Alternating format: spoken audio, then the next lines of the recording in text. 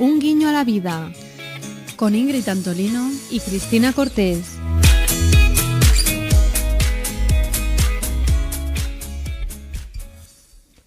Hola a todos, bienvenidos a un nuevo programa de Un guiño a la vida. Hoy estamos aquí Cris. Hola, Ingrid. Y Sergi Torres. Hola, Sergi. Hola, ¿qué tal? Es un placer tenerte aquí con nosotras hoy, de verdad. Gracias. Así que bueno, queríamos compartir con Sergi, como siempre, un poquito sobre su experiencia, y él acaba de publicar hace poco un libro que se llama ¿Me acompañas? Una invitación al despertar. Cuéntanos, Sergi, ¿de dónde surgió la idea de escribir este libro?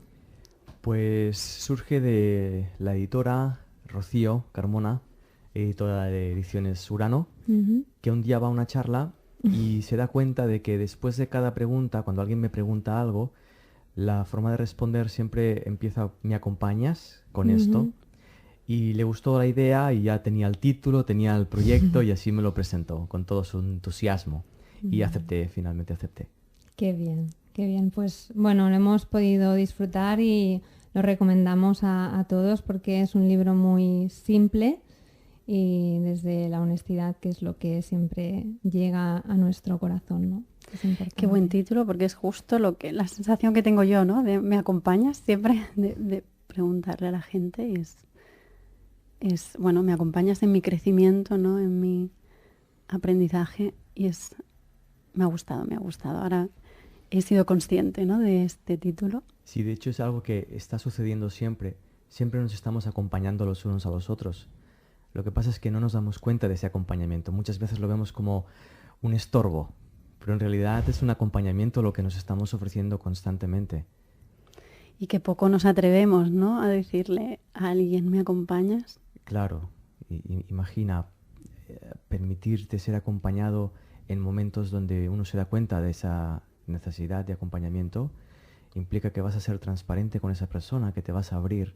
Y nos da muchísimo miedo abrir según qué espacios internos. Y a mí me resulta curioso que no estemos ni tan siquiera habituados a ello, ¿no? Cuando es lo más normal, ¿no? Abrirnos para aprender. Si no te abres, no aprendes. Y cómo también ese acompañamiento a veces es incluso casi como un regalo de la vida a través de las relaciones, ¿no? Porque aprendemos tanto de nuestros padres, de nuestras parejas, de nuestros hijos, ¿no? Y de alguna manera también nos están acompañando con su experiencia. Sí, fíjate que al no ser consciente de esto, intentamos enseñarnos conceptualmente. Nos enseñamos los unos a los otros cómo se nos tiene que tratar. Entonces, de muy pequeñitos ya intentamos enseñarles a nuestros padres cómo nos tienen que tratar para nosotros sentirnos queridos, sin ni tan siquiera habernos abierto a la posibilidad de experimentar qué es ser hijo, qué es tener estos padres, qué es ser un ser humano, ¿no? Y ahí tienes todo un acompañamiento de personas a tu alrededor que te están acompañando, pero de nuevo no lo vemos, lo menospreciamos de algún modo, ¿no? A mí me hizo gracia porque un día, mi doctora del CAP, que es la bomba, siempre digo que esta señora es la bomba, me dice un día, Ingrid, es que es muy curioso porque a ti, en lugar de ir al psicólogo, te enseñan tus parejas. Y claro, yo decía, pero a ver, ¿tú me lo dices la doctora del CAP o esto que es, no? Y digo, bien, gracias, lo tendré en cuenta. Y a mí también me llega, de este mensaje, me llega que también exigimos. A veces no preguntamos, ¿me acompañas? Sino, tú deberías estar ahí, tú que eres mi amiga deberías estar ahí, tú que eres mi familiar deberías estar ahí, tú que eres mi pareja, ¿no? También es lo bonito de pedirlo desde la aceptación de, bueno, puede que no me puedas acompañar o no quieras y no tienes ninguna obligación conmigo, ¿no? Claro, porque ese acompañamiento del que estamos hablando ni tan siquiera es interpersonal, se trata de la vida. Y la vida te ofrece los medios, los recursos y las situaciones concretas que tú necesitas a cada instante. Ese es el gran acompañamiento. Es decir, cuando yo estoy vivo, mi propia vida me está acompañando constantemente. Y me acompaña con muchas personas, con muchas situaciones. Entonces, cuando yo paso a exigirle a otro que me acompañe cuando no me está acompañando, es una falta de respeto y de menosprecio, es un menosprecio hacia mi propia vida y hacia mi propia experiencia. Porque yo, ahora mismo tengo 41 años, ¿no? Con mis 41 años de vida, le exijo a la vida cómo tiene que ser, quién tiene que estar a mi lado y cómo y cuándo, en base a lo que yo pienso y sé de la vida con 41 años de experiencia, dentro de un contexto de vida que tiene miles y millones y quizás sea eterno la vida en sí misma. Entonces ahí uno se da cuenta de su propia arrogancia y aprende a aceptar y asumir cómo son las cosas en cada momento, que esa persona no está por un motivo que no veo, ¿de acuerdo? No lo veo, no lo comprendo, ¿de acuerdo? ¿De acuerdo? Pero no está, asumámoslo primero y luego miremos. Porque si hacemos al revés, si miramos antes de comprender, vamos a exigirle a la otra persona algo que yo todavía no sé y no conozco. Que estamos hablando del amor ahora. Voy a exigir que me ame como yo quiero sin yo saber qué es el amor todavía. Entonces, cuando no siento gratitud y felicidad, es que estoy exigiendo la vida y no la estoy respetando, ¿no? De hecho, cuando tú no experimentas esa gratitud por el simple hecho de existir, cuando no te das cuenta de que existes, gracias, cuando no hacemos esto, pasamos a mirar cómo es la vida. En lugar de ver que estamos vivos, pasamos a ver cómo es esa vida. Y en el momento en el que pasamos a verla, la interpretamos. Y al interpretarla no nos gusta porque no nos llena. Pero ya viene del inicio, no nos llena porque no estamos viviendo, no somos conscientes de que estamos vivos. Entonces pasamos a exigirle a los demás que nos llenen. Y los demás nos están exigiendo a nosotros que les llenemos a ellos. Entonces ahí surge el conflicto. Del más pequeñito, que es aquella persona no me hablo, hasta las guerras. Pero lo fuerte que teóricamente ya sé todo esto y me lo estás diciendo y es como si entrara la primera vez. Es algo... O sea, a veces sabemos las cosas, pero es que no las tenemos que escuchar mil veces para conectar. Es increíble. Sí, porque las escuchamos y las comprendemos desde un lugar muy superficial de nuestra mente. Le llamamos el yo. Lo que yo sé de mí es algo muy superficial de mi mente, es algo muy pequeñito. Sin embargo, detrás, en el inconsciente, está toda mi conciencia en realidad. Entonces, todas estas ideas van cayendo a ese espacio, ¿no? Como una gota que va cayendo y van iluminando un espacio de ignorancia que no atendemos. Vivimos un día intentando evitar que una situación nos lleve a ser conscientes de nuestra ignorancia, por miedo a darnos cuenta de que no podemos controlar nada en esta vida. No tenemos esa capacidad, porque somos fruto de la vida. Entonces no podemos generar vida a nuestro antojo si no estamos en comunión con nuestra propia vida. Yo te quería preguntar, Sergi, ¿cómo definirías tú la vida? No la puedo definir conceptualmente, porque veo que para poder definirla tengo que fundirme completamente con ella y conocerla. Y cuando la conozco, me doy cuenta de que la vida no es solo humana. La vida va muchísimo más allá de lo humano. Por lo tanto, mis conceptos humanos no alcanzan a definirla. Alcanzan a limitarla y a encerrarla cuando la defino. Por eso cuando los seres humanos definimos la vida, ya estamos exigiéndole. De hecho, hace unos días, lo comentaba Cristina antes, vi una película que no sé si la has visto, que se llama La Llegada. Impresionante. 1000 por 1000 recomendable. Y justamente algo que a veces, pues bueno, me resuena, ¿no?, contigo, de cosas que he oído, de tus charlas y tal, es el hecho de que es difícil definir el amor con palabras, ¿no?, como estas cosas. Y me hacía mucha gracia porque la chica decía, ¿no?, en un momento de la película, claro, porque los seres estos, no vamos a explicar la película, pero sí que vamos a decir spoiler. Que es muy fácil con esta película. Que, bueno, cuando estos seres traen un lenguaje que es símbolos, vamos a decirlo así, es como más simbólico, no es escrito con palabras, ¿no? Ella, que era una experta en comunicación, pasa a darse cuenta de cómo muchas veces nuestras palabras, que para nosotros son tan precisas para poder explicarnos, para ellos eran totalmente dificilísimo de comunicar, ¿no? Entonces entramos un poco en el juego este de, claro, para nosotros nuestras palabras creemos que son capaces de definirlo todo, pero tal vez nos estamos perdiendo una perspectiva mucho más amplia de si nuestras palabras realmente son capaces de explicar todo el conocimiento ilimitado del universo, ¿no? De hecho, nuestro vocabulario parte de un estado, nace de un estado de conciencia concreto. Le llamamos el Homo sapiens actual, ¿de acuerdo? Y sabiendo esto, vemos que lo que decimos es un reflejo, es decir, describe nuestro estado de conciencia. Pero si yo abro mi conciencia y paso a alcanzar una conciencia de unidad, que quiere decir que de repente me doy cuenta de que no soy un ser aislado, sino que soy un ser universal, y por lo tanto todos somos seres universales, todo mi vocabulario cambia. Cuando digo mujer ya no estoy diciendo solo mujer. Mujer implica todo un conjunto de otros seres. Cuando digo hombre ya no es solo hombre. Matiza un poco más eso. No sé, se hace universal, ¿no? Para nuestro punto de vista, cuando yo digo mujer, mujer excluye hombre.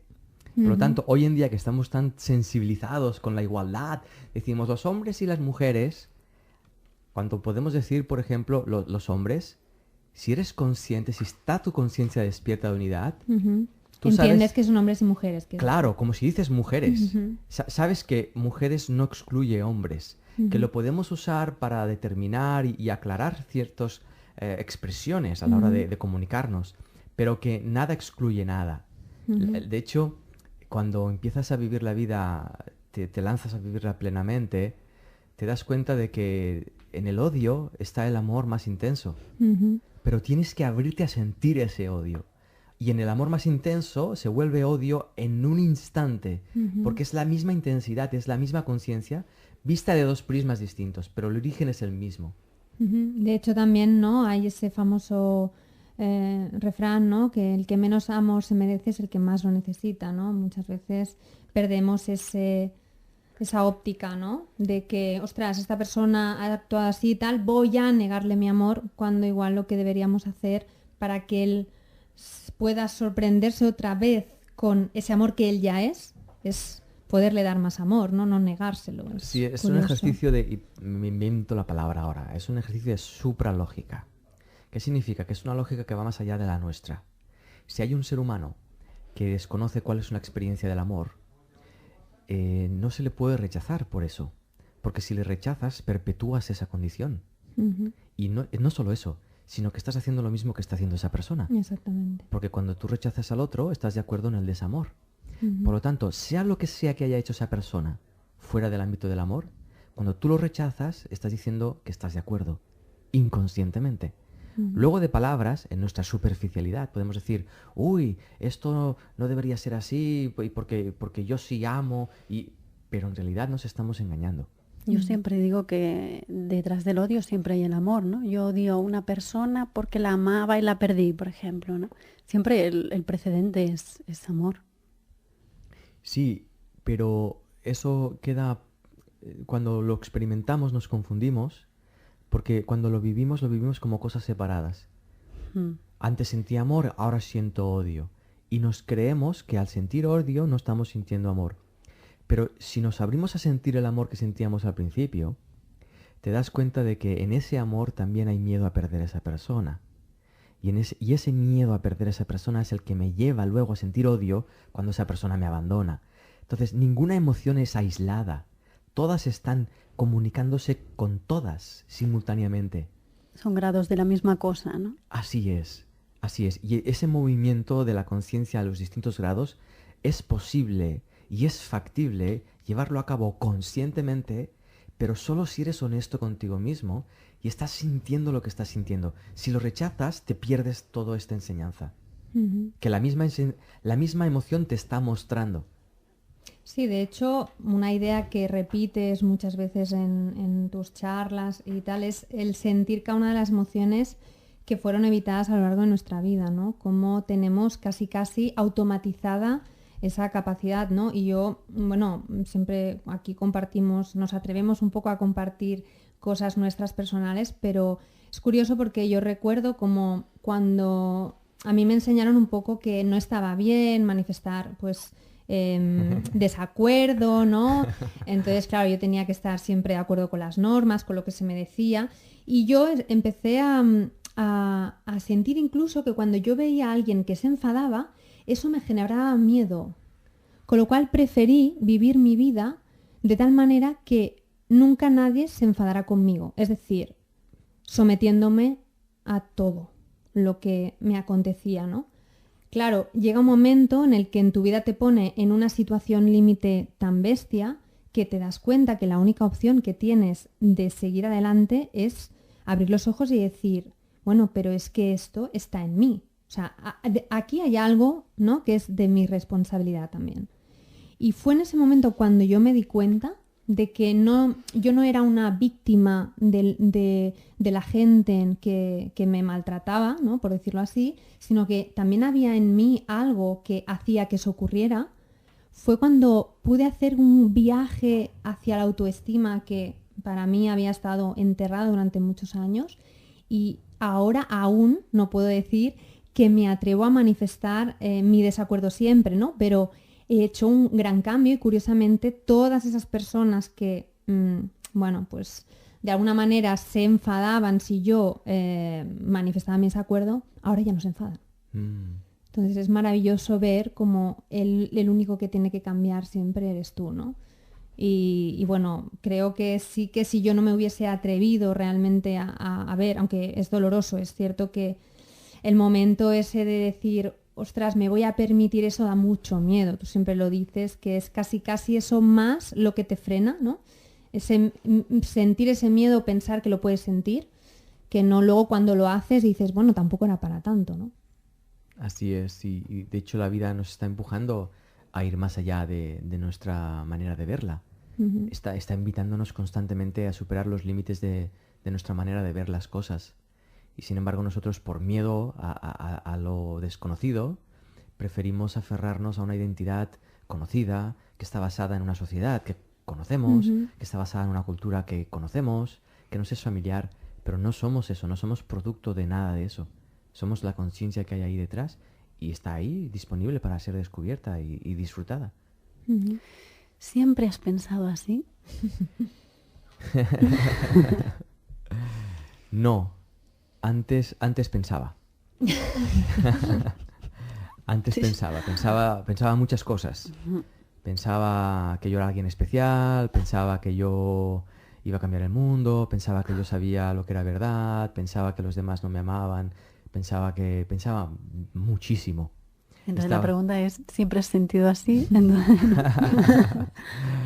No, antes mis sentimientos estaban esclavizados a mis pensamientos, a mis interpretaciones. Entonces, si alguien si tenía una relación con alguien y esa persona se iba, yo no experimentaba que esa persona se iba, yo experimentaba que me abandonaban.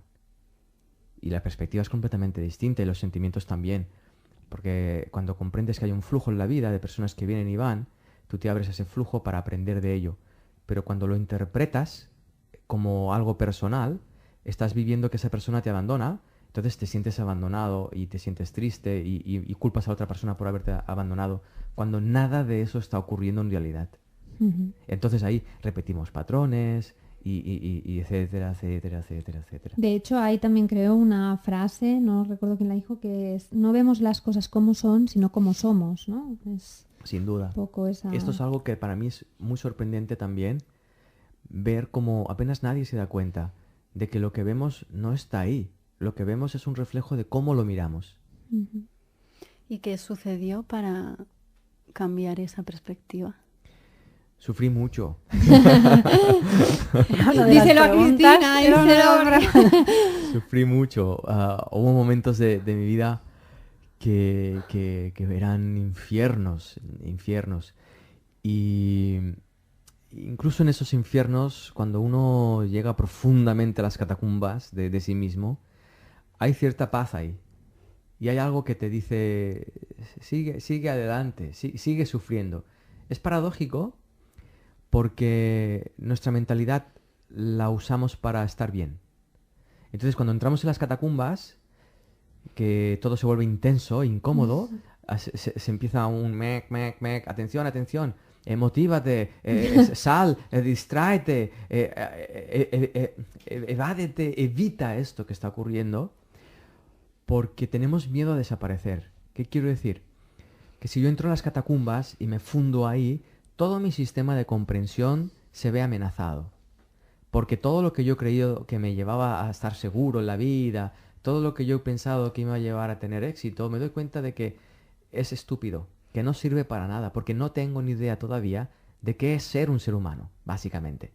Y eso yo personalmente solo lo aprendí en mis catacumbas, permitiéndome morir ahí dentro. Justo tenía una pregunta que era, ¿sufriste? ¿Crees que gracias a ello has llegado a tener más conciencia? Claro, porque sufrimiento es ausencia de conocimiento. Sufrimiento es ignorancia. Vuelvo a explicarlo con un ejemplo, es muy claro. Si tú me abandonas, si yo no sé por qué me abandonas, sufriré, porque no lo comprenderé. Pero si me abro a comprender que es parte de mi vida, podré al menos comprender que ahí hay un aprendizaje, ya se abre otro mundo, ya se abre otro estado anímico. Por lo tanto, yo tuve que sufrir y ver los mecanismos mentales que yo estaba usando que me llevaban a ese sufrimiento. En otras palabras, que me llevaban a huir del dolor que sentía y a huir de algo que estaba ayudándome en realidad a enseñarme a ser feliz en el fondo. A enseñarme que no dependo de esa persona que me acaba de abandonar. Porque yo nací sin esa persona. No dependo de esa circunstancia. En la vida en la que vivimos, todo nace y todo muere. Y cuando uno se abre a disfrutar del nacimiento, también se abre a disfrutar de lo que desaparece, porque sabe que detrás de eso que desaparece hay otra cosa que está por nacer. ¿Por qué crees entonces, Sergi, que hay tanta gente que no puede superar la muerte de un ser querido? ¿O que le cuesta tanto? Lo que voy a expresar puede ser doloroso, justamente porque no se comprende la muerte todavía. Pero alguien que no supera la muerte de un familiar o de un ser querido es por egoísmo. Ujú. Me explico. No es que sea malo. El egoísmo es un estado de la mente donde lo que tú quieres es recuperar lo que tú sientes cuando esa persona está viva. Ese abrazo, esa sensación que te generaba, esa sensación de lo que sea que fuese que tú crees que has perdido cuando se ha ido esa persona. Pero en las muertes que yo he podido experimentar en mi vida, lo que he descubierto es que el vacío que dejan es porque yo lo ocupé con ellos. Es decir, yo les pedí a ellos que ocuparan ese lugar sin que ellos fueran los responsables de ese espacio. De hacerlo. Ujú. Eso es. Entonces, cuando esas personas desaparecen, y hablamos de la muerte física, pero Ujú. se mueren los instantes, Ujú. se mueren los proyectos, se mueren las relaciones, Ujú. se mueren las ideas. Si me abro a asumir la responsabilidad de mi experiencia, yo estaré llenando ese hueco. Ujú. Sí que es cierto que en un primer momento ese hueco que yo asumo es un hueco de mucho dolor porque hay mucho vacío.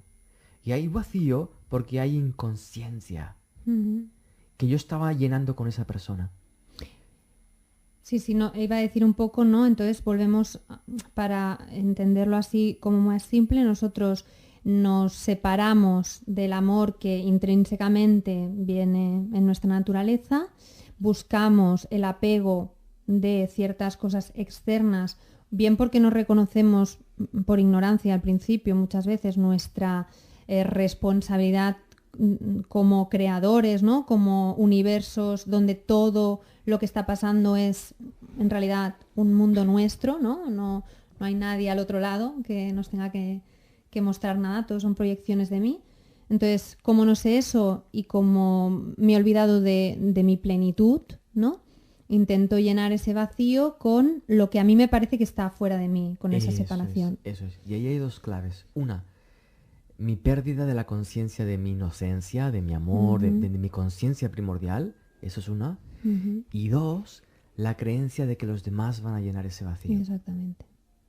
Entonces podría venir un poco, ¿no? Para que nuestros seres queridos muchas veces ocupan ese lugar de relleno Sin y duda. cuando los perdemos creemos que nos han quitado algo que nos pertenece, ¿no? Así es. Cuando Ujú. desaparecen sus cuerpos, pensamos que ellos también han desaparecido, sin darnos cuenta de que ellos están en nosotros, están dentro de nosotros. Ujú. Cuando yo me relaciono contigo, en realidad no me relaciono contigo, me estoy relacionando con lo que yo veo de ti, con lo que yo Ujú. pienso de ti, porque estás dentro de mí también. Ujú. Entonces, si basamos las relaciones en el mundo físico, que es en lo que está basado hoy en día nuestro mundo, ahí sí nos abrimos a sufrir por la pérdida, porque pensamos que cuando algo no está en realidad. No nos Ujú. damos cuenta de que nosotros no somos conscientes, pero eso no significa que no esté. Ujú. Significa que al perder la referencia física de esa persona, ya no lo vemos, pero no sabemos si está ahí o no, ahí o no. O no. No lo sabemos. No somos conscientes. ¿De cuántas cosas no somos conscientes? Ujú, Impresionante, cuantísimas cosas no vemos y están ahí. ujú, cierto. Yo soy mucho de ir al pasado para resolver mi presente, para encontrar la causa de mi sufrimiento. ¿Qué relación pondrías con el quitar el sufrimiento con el pasado? ¿Es importante ir a resolverlo? Yo soy muy de ir, pero porque lo siento mucho en el presente, ¿no? Creo que el pasado está en mi presente, porque si me hace hacer cosas, aprendizajes del pasado es que está ahora, ¿no? Entonces, para mí es muy importante ir sanando todo lo que es el pasado, que en realidad sería el presente. Una cosa muy interesante y que también está a nuestra disposición para comprender es que el tiempo no es lineal. El tiempo es esférico. Todo sucede en este instante presente. Cuando yo asumo esto, me doy cuenta de que el pasado no existe, no tiene realidad propia en sí mismo, no tiene realidad propia en sí mismo. La única forma de que el pasado exista es cuando yo lo recuerdo. Cuando yo no lo recuerdo, deja de existir. Cuando yo recuerdo algo, si soy honesto, me daré cuenta de que lo estoy recordando ahora. No lo estoy recordando ayer, lo estoy recordando ahora. Por lo tanto, el recuerdo no proviene del pasado, sino que proviene de una idea en mi mente de ahora. Por eso tiene sentido asumir el pasado cuando me doy cuenta de que está en el presente. Acumulamos muchísimo pasado que no existe en nuestra mente presente cuando evitamos vivir la vida. Entonces empezamos a acumular recuerdos creyendo que provienen del pasado y que no son resolubles y generando un personaje que tiene una historia personal que le está afectando constantemente cuando no somos el resultado de esa historia personal de nuevo. Somos la conciencia que es consciente de este instante. Yo no tengo otra certeza que esta.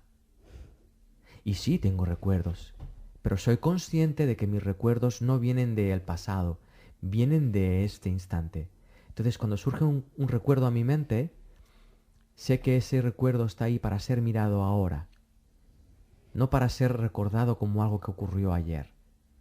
¿Y cómo lo miramos ahora? Es muy simple, mirándolo. Sintiéndolo. Lo tienes ahí enfrente. Por ejemplo, recordar lo que hiciste hace 10 años. Me lo invento ahora.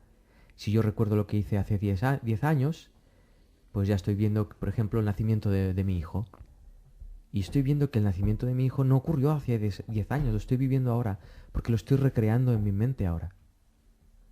Una de las cosas que están descubriendo ahora desde la neurociencia es que el cerebro no discrimina entre una imaginación, un recuerdo y lo que está viendo, porque usa las mismas áreas para comprenderlo, porque lo comprende en base a imágenes.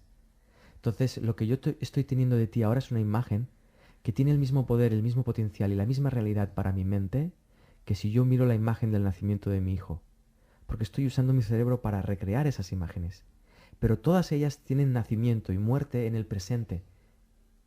No están separadas. No estoy separado del nacimiento de mi hijo.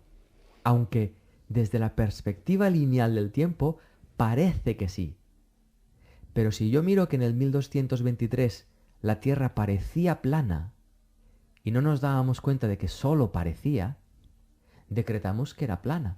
Entonces ahora el tiempo parece lineal y decretamos que el pasado está detrás y que el futuro está por delante. Pero es otra apariencia, es otra ilusión óptica.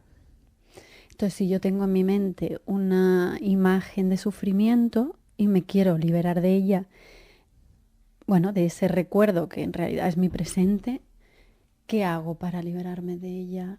Amarla, ¿no? Sí, sentirla. asumirla en el presente. Lo que te va a llevar esa idea a entrar en contacto es con el dolor. Un dolor que no está asumido. Pero ese dolor, de nuevo, no proviene del pasado, es un dolor que está presente.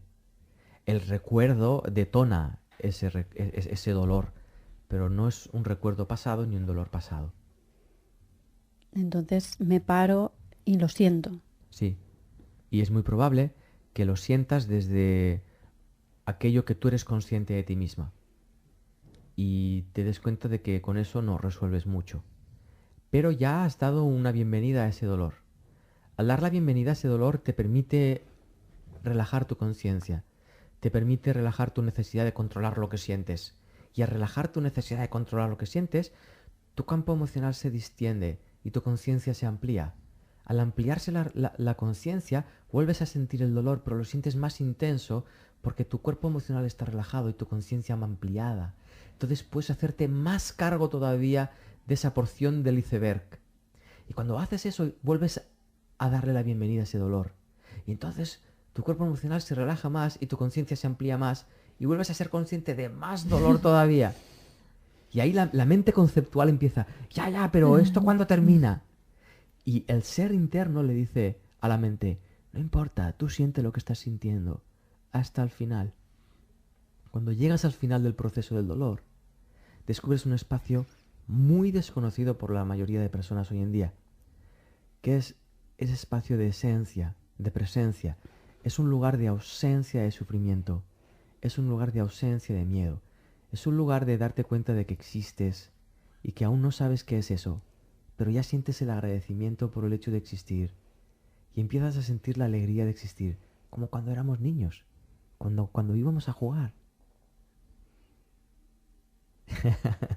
Es muy bueno porque, bueno, estaba oyendo, ¿no?, la conversación y me acordaba una cosa que tenía aquí anotada del libro, que tú dices que muchas veces cuando nosotros no asumimos esa situación pasada bueno, que de algún modo está detonando en el presente ese sufrimiento otra vez, seguimos repitiendo situaciones, ¿no?, que nos vuelven para que de alguna vez parece que la vida te está diciendo, pero asúmelo ya, ¿no? Y es como que va cada vez, no sé, yo no sé si decir que la experiencia es más dura, pero sí que parece como que cada vez la vida te está diciendo más fuerte que la atiendas, ¿no? Entonces, ¿esto es para ti el karma? ¿O cómo lo definirías? Qué bueno.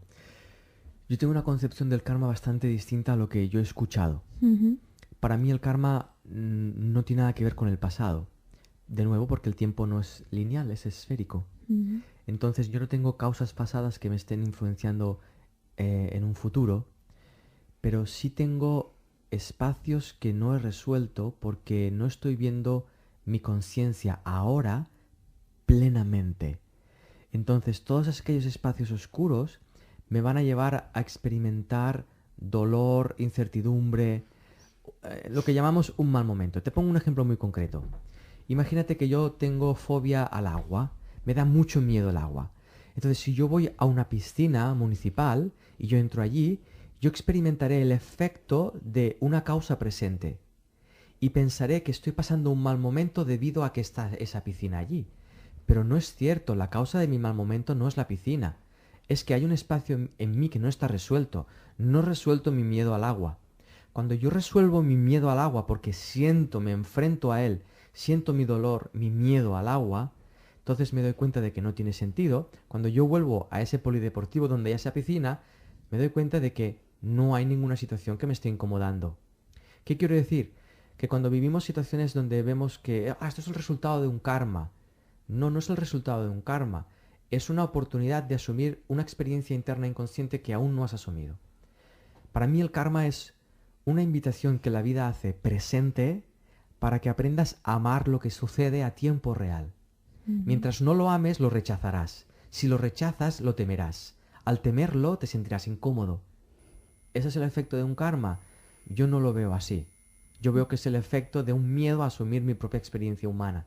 Uh-huh. O de no haber aprendido algo, ¿no? O de no haber aprendido algo. Lo mismo con el dharma. El dharma.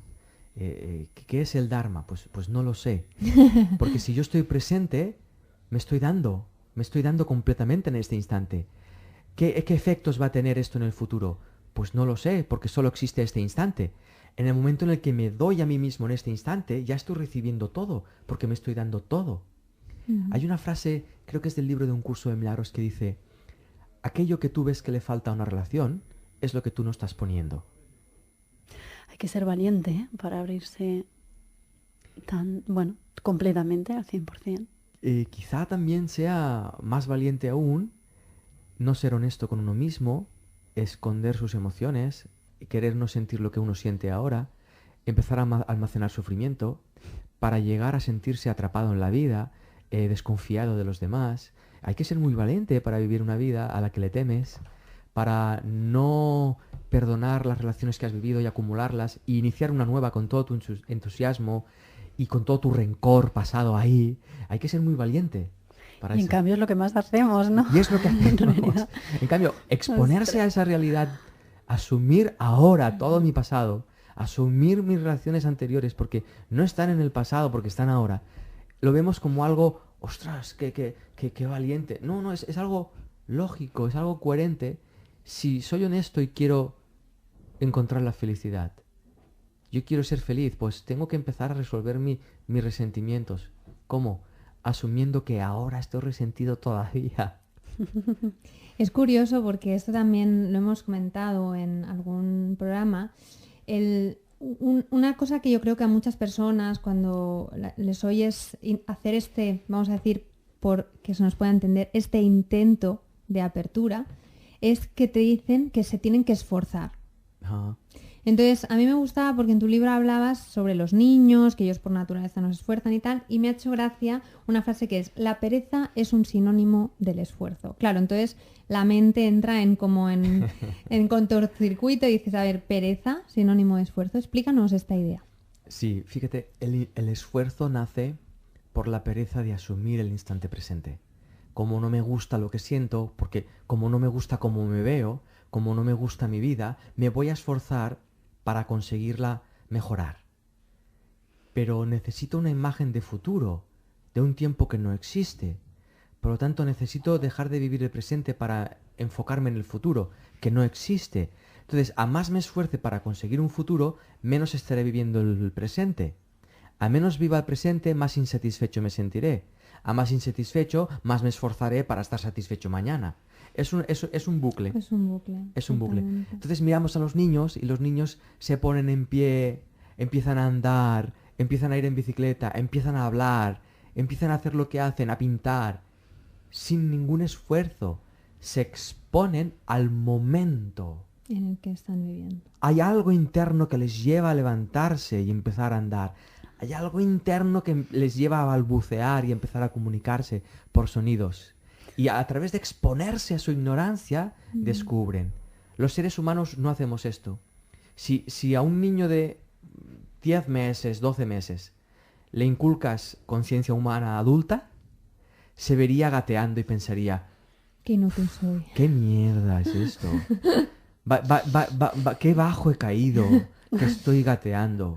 Me voy a esforzar a ponerme en pie para ser alguien en el mundo y ser mejor, porque estar de pie es mejor que gatear.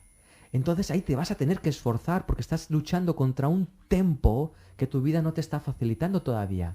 Entonces, emocionalmente, vivimos a gatas todavía. Incluso, nos arrastramos emocionalmente. No sabemos sentir. Entonces, en lugar de asumir que no sabemos andar las emociones, queremos andarlas.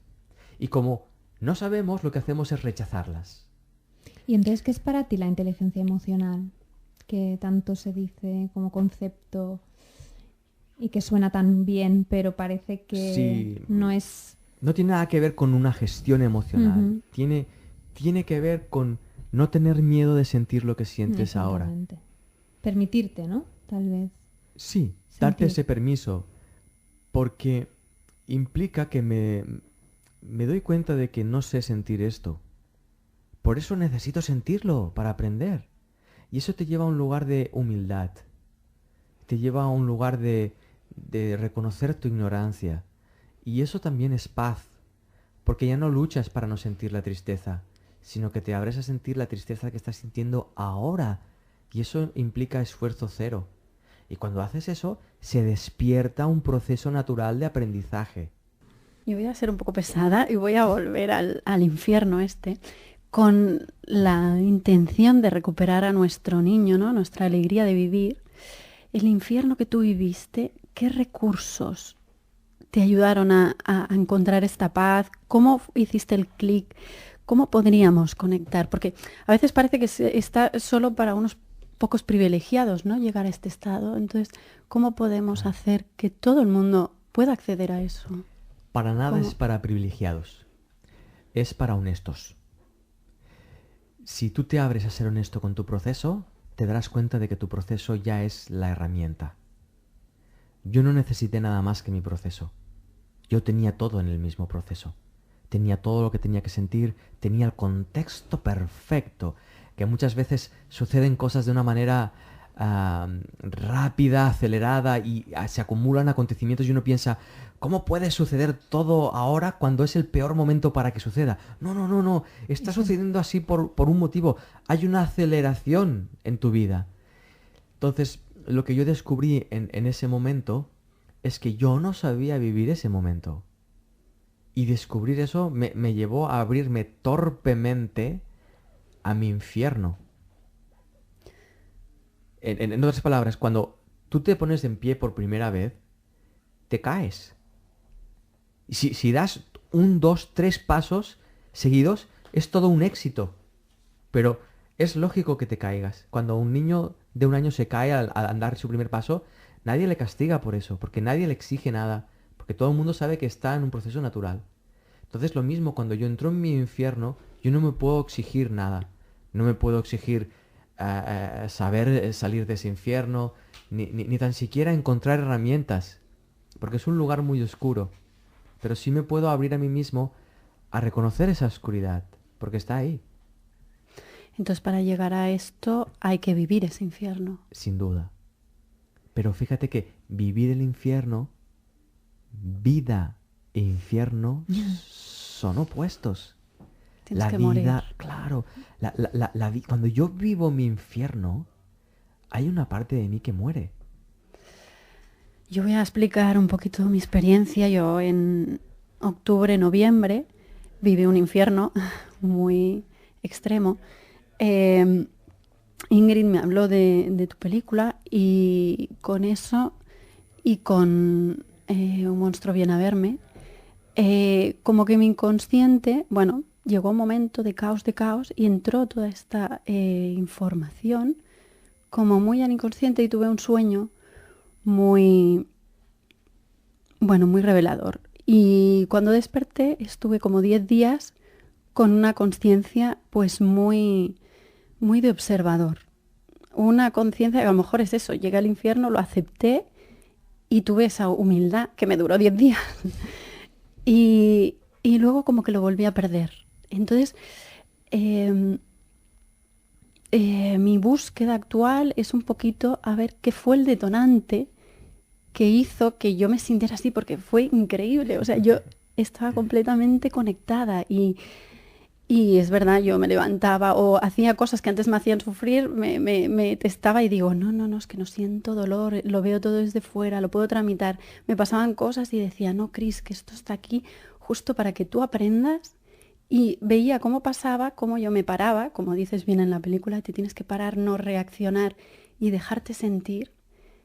Y era una pasada porque encima a los segundos se resolvía enseguida y era como que podías verlo todo y podías jugar con la vida, ¿no? Claro, y entraste en un espacio de tu conciencia donde te vinculaste a tu vida y viste cómo la vida sucede.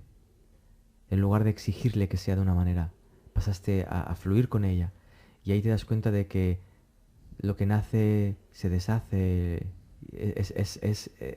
Hay ese flujo inteligente ahí detrás. Observa que tú pasaste de un espacio de conciencia a otro espacio de conciencia. Por lo tanto, desde ese estado previo en el que estabas, tú no puedes saber cómo es lo que detona eso, porque lo que lo detona es la propia conciencia expandida. Desde tu conciencia contraída nunca lo vas a ver, no lo vas a percibir.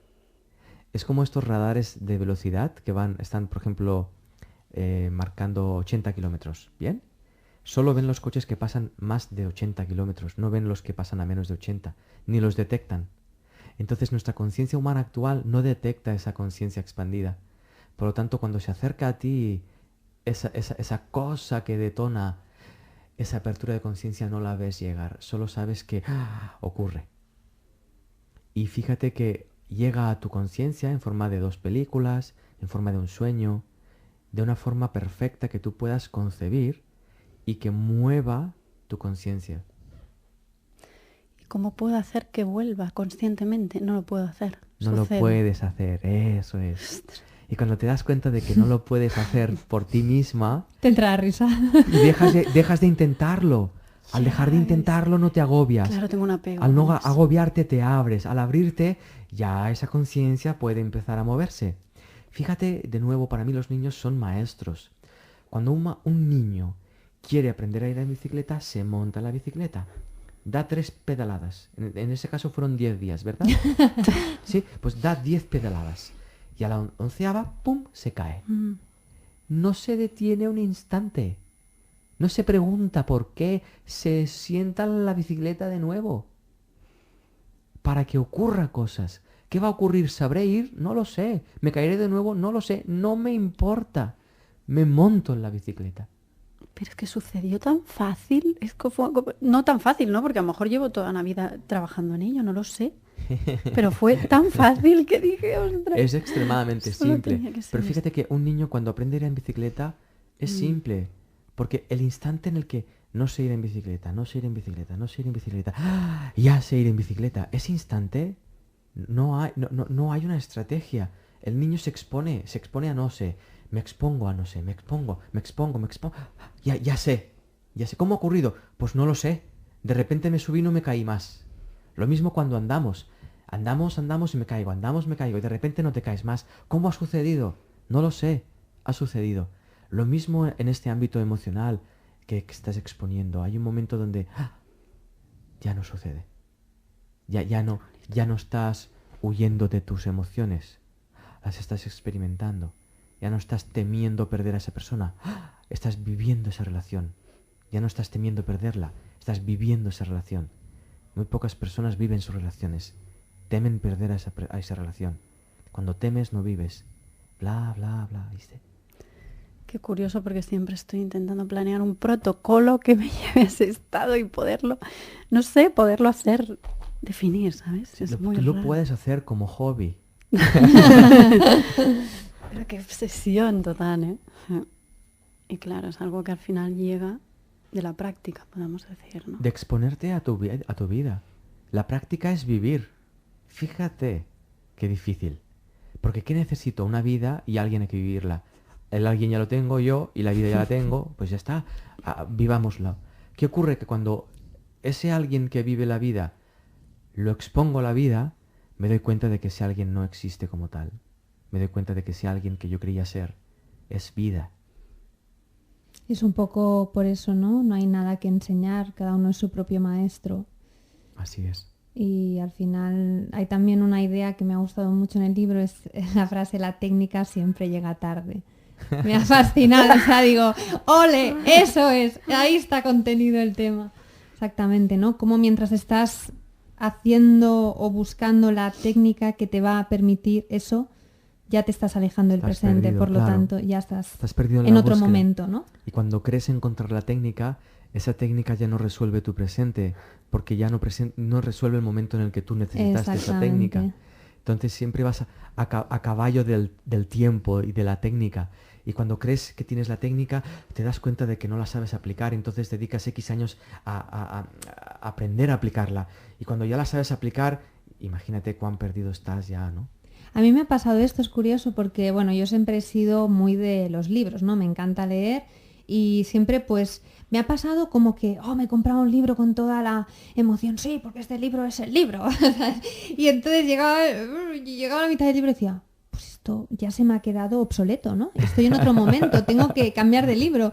Y es curioso porque un día hice un recuento de cuántos libros no me había llegado a terminar y era increíble, ¿no? Pensaba, claro, tú siempre has estado buscando fuera esa solución mágica, ¿no? Pero realmente al final te das cuenta que es la experiencia de la vida lo que te va poniendo en cada momento eso que verdaderamente necesitas. Y si tú te abres a experimentarlo plenamente, ¿no? Permitiéndote sentir lo que hay con esa persona, con esa situación y tal, es cuando realmente puedes, ¿no? Seguir avanzando en un proceso natural, Así es. no forzado, que todo fluye, ¿no? Es un poco la idea. De hecho, para mí esto que explicas termina siendo un reto a la hora de dar charlas y de escribir. Uh-huh. Porque ¿escribir a quién?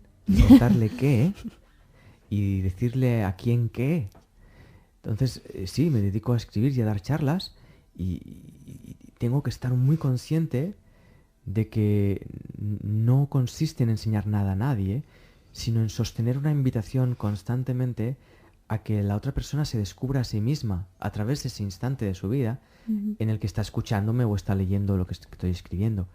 Y a la hora de escribir es interesante porque escribir desde el presente, aunque pueda usar recuerdos, que esos recuerdos estén enmarcados en mi presente, para poder comunicar algo auténtico en realidad, ¿no? Donde quien lo lea no esté leyendo algo que no sabe, sino que esté leyendo algo que esté cuestionando lo que sabe, porque es producto de mi propio cuestionamiento. De hecho, bueno, eres como la referencia catalana del Edgar Toll. Supongo que ya te lo han dicho en más ocasiones, ¿no? Que Sí, alguna persona me ha descrito de esta manera. es curioso porque sí que es cierto que él también enfoca mucho, ¿no? Ese trabajo de presencia, de tomar el momento presente. Y bueno, pues parece que tú al describir eso, de que en tus libros, pues el canal por el que quieres transmitir es justamente que para el que lo reciba, ¿no? Pues pueda ser presente. También hemos comentado, de hecho, en algún programa, cómo es cierto que cada uno necesita unos libros, otros no, ¿no? Y los recursos, la vida también te los pone a veces en forma de libros, personas. Y Sin en el duda. momento que necesitas. Usando ¿no? lo que expresabas antes, Cristina, si tú encuentras una persona con la que tú ves que está en un momento muy difícil como el que tú estabas, si tú le dices, mira, no te preocupes que yo sé la solución, te miras una película de escritores y después te miras, un monstruo viene a verme, te vas a dormir, tendrás un sueño y verás cómo lo resuelves. Esa persona verá 5 minutos de la película Escritor y dirá, madre mía, No este tío entiendo que está nada. diciendo. Me pasa mucho eso, con libros, con todo, con todo. Y aprovechando este tema, mucha gente me dice, es que esto es psicología barata, es que esta frase la sabemos todos. Pero cuando llega a un punto de conciencia, cada frase corta, simple, te parece un mundo. Y dices, pero has Así es. escuchado esto. Y Así lo es. vuelves a escuchar. Y ya me pasa mucho con tu peli, la vuelvo a escuchar y me pasa con El Secreto, con muchas. Madre mía, esta frase, mira que la he escuchado a veces y ahora ¡buah! Y lo remueve todo y cada vez lo remueve más. Claro, porque lo escuchas desde un nivel cada vez más profundo de ti misma. Es un lugar del que no eras consciente. Alguien una vez me dijo, sí, tú me escuchas desde el corazón, pero ¿por qué no me escuchas desde tu hígado? Y pensé, de escucharte desde mi hígado, Qué si no buena. tan siquiera sabía que el hígado es capaz de escuchar. Y claro, todo está escuchando, todo está comunicándose con todo el tiempo. Y es curioso porque hay una frase también que me ha gustado mucho, claro, supongo que aquí cada una, ella habla de sufrimiento y yo hablo de otras cosas, ¿no? Es la siguiente, dice, atento a no castigarte por pillarte reaccionando ante algo, pues si el miedo es el rey de las reacciones, el castigo es su príncipe heredero. Explícanos, ¿por qué nos sentimos tan culpables? Es una de las emociones semilla, es una de las primeras sensaciones que tenemos cuando olvidamos quiénes somos. Cuando olvidamos nuestra conciencia universal, cuando olvidamos que somos seres completos, lo primero que sentimos es miedo. Lo segundo es culpa por haber hecho eso. Y lo tercero, soledad. Soledad, culpa y miedo son las tres sensaciones más intensas que un ser humano esconde detrás de su intento de sentirse bien. Intento desesperado a través de sus cosas, su trabajo, su dinero, su cultura, sus relaciones, su lo que sea.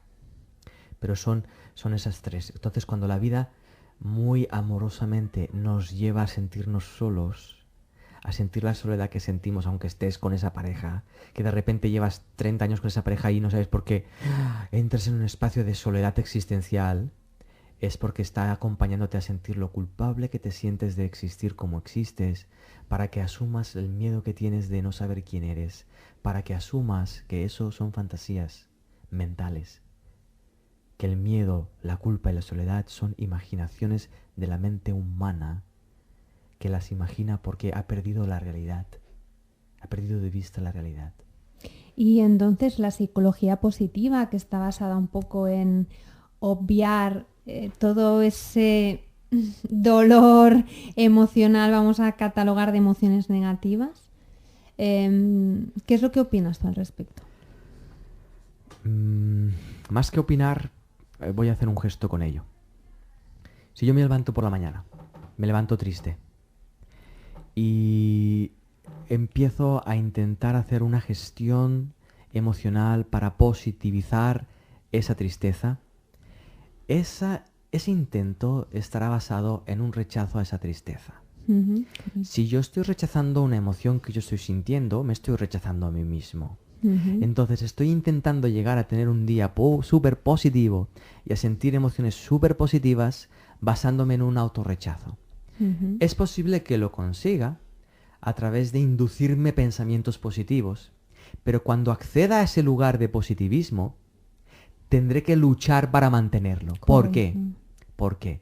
Porque ese día va a llevarme una y otra vez a asumir que estás triste. Que estoy triste.